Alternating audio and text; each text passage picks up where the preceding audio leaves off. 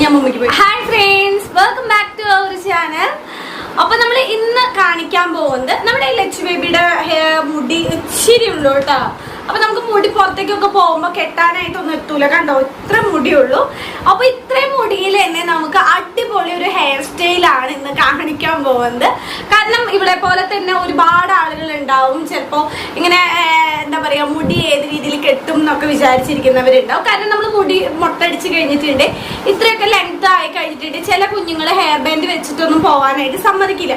അപ്പൊ ഇതേപോലെ ഇങ്ങനെ മുടി വെച്ചിട്ട് പോവേണ്ടി വരും.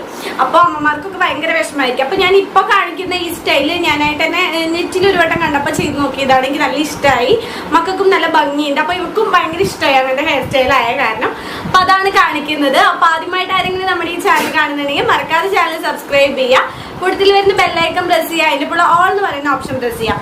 അപ്പൊ നമുക്ക് ആദ്യം തന്നെ ഈ ഹെയർ സ്റ്റൈലിനായിട്ട് വേണ്ടത് 10 റബ്ബർ ബാൻഡ് ആണ് വേണ്ടത് കേട്ടോ. അതിനുശേഷം നമ്മൾ ചീപ്പ് കൊണ്ട് നന്നായി മുടി ചീകി കൊടുക്കാം.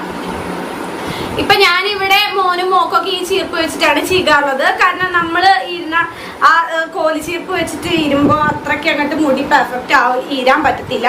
അപ്പൊ ഇതാവുമ്പോ നല്ല സുഖമായിട്ട് ഈരാൻ പറ്റും. ഓക്കെ, ഇപ്പൊ നമ്മള് മുടി ഈരിയിട്ടുണ്ട്.